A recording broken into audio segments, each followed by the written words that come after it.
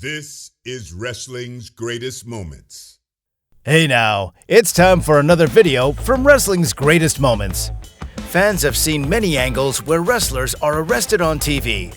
But fans who follow the news know there are real-life arrests that happen, including pier-six brawls with the police and canine officers, alleged gambling dens, a real-life arrest during an episode of wrestling, and so many that we can't fit them all into one video.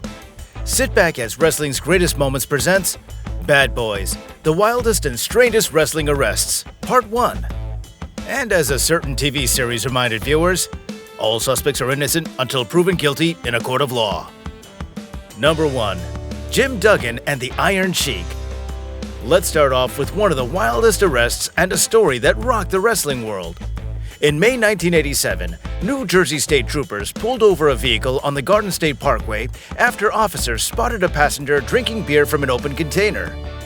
The car's occupants proved to be a shocker, not only because they were two WWF superstars, but because they were the wrestlers Hacksaw Jim Duggan and the Iron Sheik, aka Hussein Vaziri, two sworn enemies, at least on WWF TV. The WWF was still strict in protecting kayfabe, the illusion that wrestling matches are not predetermined, and the very public revelation that the two supposed blood enemies were palling around was embarrassing to the promotion. Equally embarrassing was what the police discovered in the vehicle. According to a report from the Associated Press, Duggan was charged with possession of less than 25 grams of marijuana and having an open alcohol in his car, said State Police Lieutenant Thomas Gallagher. Vaziri was charged with possession of less than 25 grams of marijuana and possession of cocaine, which is an indictable offense, he said. WWF Kingpin Vince McMahon was none too pleased, and both the Sheik and Duggan were canned. In a 2012 interview with Pro Wrestling Torch editor Wade Keller, Duggan talked about the effect the arrest had on his career. "I don't think I ever regained the momentum I would have had before the arrest with the Iron Sheik. I think I was on the fast track before the arrest. I think I would have been world champion, intercontinental, or tag team champion. I never regained the momentum. I think a lot of guys, it would have totally crushed their career, but I was lucky enough to survive it and actually thrive after the arrest." During an episode of Cheap Heat Productions podcast, former WWF enhancement talent Mario Mancini recalled Vince McMahon's backstage reaction to the arrest. "Vince comes walking in. Duggan and Sheik just got busted in the same car. He comes up and he goes, 'We've done so many good things. We're on top of the world, and it all got up.' He took his blazer off and he slammed it into the floor. 'Son of a... I don't want anybody doing drugs in here.' Oh, he went nuts. And I still ended up standing next to Hulk Hogan, and I'm giving him the side eye. And he's looking at me with the side eye. I'm like, he's... And he was screaming at all of us. And I'm like, oh man." Despite McMahon's reaction, both Jim Duggan and the Iron Sheik were brought back to the WWF, with the two superstars eventually entering the WWE Hall of Fame. Number 2. Jimmy Snuka. Did wrestler Jimmy Superfly Snuka get away with allegedly murdering his mistress Nancy Argentino? Now that's a video for another day, but we do know that Snuka got into a pier-six brawl with the police 4 months prior to Argentino's death in an incident involving himself and his girlfriend Argentino.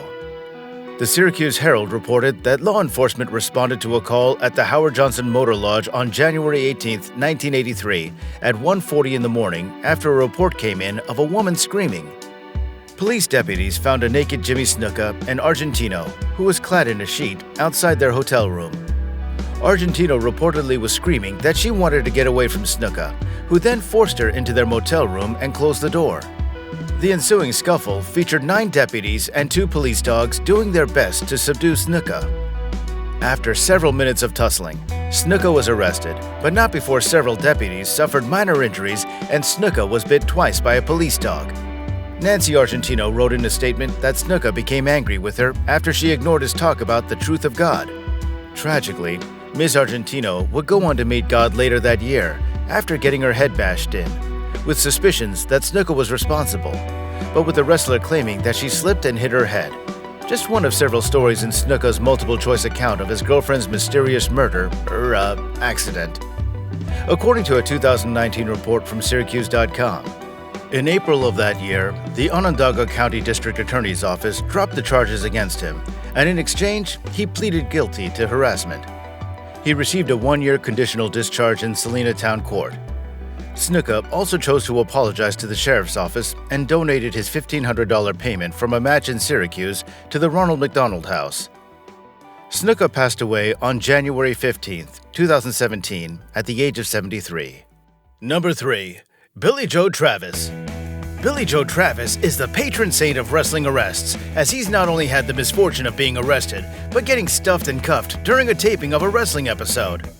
In a true say what moment, Travis, who was wrestling in the circus-like Memphis wrestling promotion USWA, was performing during a June 1997 taping for USWA.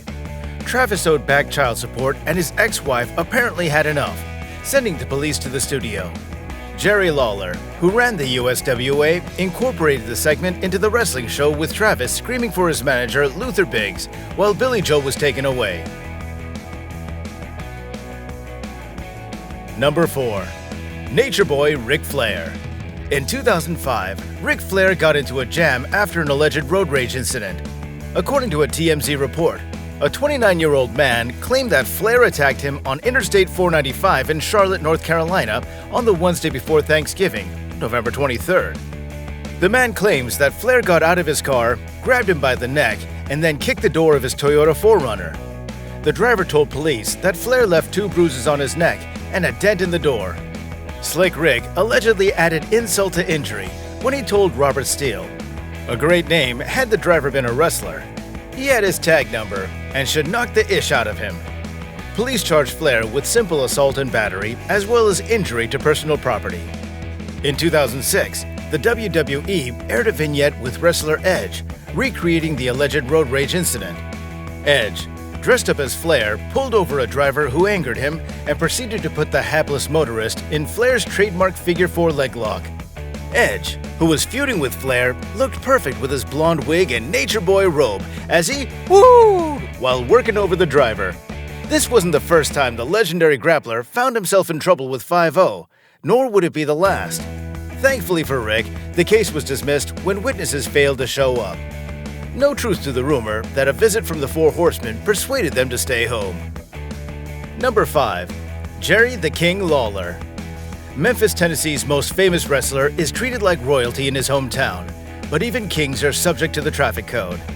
In 1999, Lawler was ticketed for parking in the wrong spot. Rather than fighting the ticket in court, the king allegedly threw the ticket at an officer's face as he proceeded to run over the cop's foot. Number 6. Disco Inferno. Glenn Gilberti found fame in World Championship Wrestling as Disco Inferno, a mid-card comedy act whose disco dancing antics in the ring made for plenty of laughs. However, the joke was on Gilberti when the police arrested him for his involvement in a high-stakes illegal gambling ring. PW Insider's Mike Johnson reported on April 10, 2007, that gamblers would have to pay a fee of $10,000 to get into the game, with the basement of a home on Nesbitt Ridge Drive converted to look like a casino. Players would sign up and pay a $10,000 entrance fee online, then receive an invitation to the location of the game. A game was ongoing during the bust, with some found holding poker chips and waitresses serving drinks. The case garnered some bad press for Disco Inferno, but he was just one of the many people who were arrested. Roswell Police Sergeant B.C. Brackett told the Atlanta Journal-Constitution, "I've been with the city for going on 27 years, and I've not seen an operation like this in my tenure."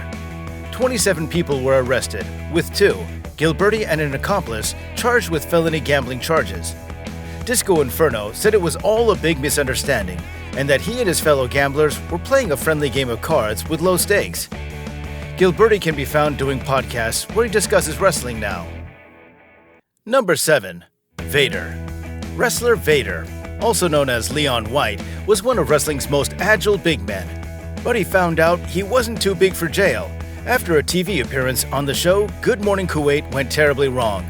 In April 1997, Vader and then WWF champion The Undertaker appeared on the show to promote the WWF's tour of the nation of Kuwait. When the show's host, Bassam Al-Othman, asked Taker if wrestling was for real, The Undertaker diplomatically responded that wrestling is one of the most athletic endeavors around, and that it would break most men trying to work in it. Vader was far less diplomatic, and the 400-pound bruiser grabbed the hapless host by the tie while swearing at him. Reports vary on just what happened, but Vader reportedly was told to expect the question and that he was told to make a scene in order to boost ratings. Vader remarked in a later interview that I was acting under orders from the producer, but when I did what I did, the interviewer was caught off guard and was frightened. The cops were called, and I went to jail. Longtime WWE writer Bruce Pritchard disputes this and claimed on his Something to Wrestle With podcast that the guys did know the question was coming, and Undertaker told everyone he would handle it. Don't answer, don't remark, just let him handle it. The guys were told not to touch anybody, and obviously no cussing. There was no reason to handle it that way. Vader was promptly arrested and convicted, both for assault and swearing on TV. Vader spent 2 weeks under house arrest before he escaped with a $166 fine. However, according to Gerald Briscoe, Vader could have escaped with the help of U.S. Special Forces. In 2020, Gerald Briscoe boldly claimed to WWE Hall of Famer John Layfield that the United States Special Forces offered to smuggle Vader out of the country, an offer Briscoe turned down. While Briscoe's story sounds like wrestling hype, it certainly adds a twist to the terrifying tale involving the late, great Vader. And number 8. Caitlyn. Not every arrest has to do with someone getting slapped around.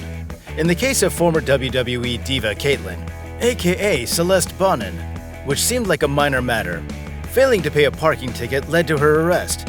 In November 2012, Caitlyn was at a SmackDown event at the Van Andel Arena when she was taken into custody by the Kent County Sheriff's Department and released on a $315 bond.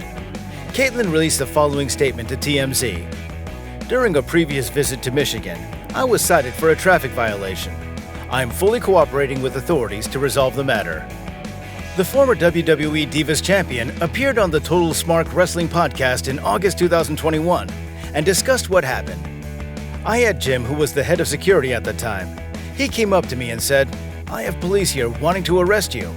I was like, "For what?" And it was a warrant out for an unpaid speeding ticket. And Jim was like, "I can't do anything. They're not going to come in here and put cuffs on you, but you're going to have to go down to the station." Caitlyn, who entered the WWE after winning Season 3 of NXT, said she was bailed out by 2 WWE officials and that she returned to the WWE event. I was in a cell for 8 minutes probably. So Jim and Mark Carrano were just outside eating, waiting for them to process me. And then they picked me up and we went back to SmackDown. No one even knew. I wasn't on the show that day. I had done a backstage segment, so I had my makeup done. So when they took my mugshot, it was a nice picture. If you're going to get arrested, it never hurts to look your best. Wrestling's Greatest Moments hopes you enjoyed our peek at Wrestling's Rogues Gallery. What do you think of these arrests? Share your thoughts in the comments section and let us know if there are any videos you'd like Wrestling's Greatest Moments to cover.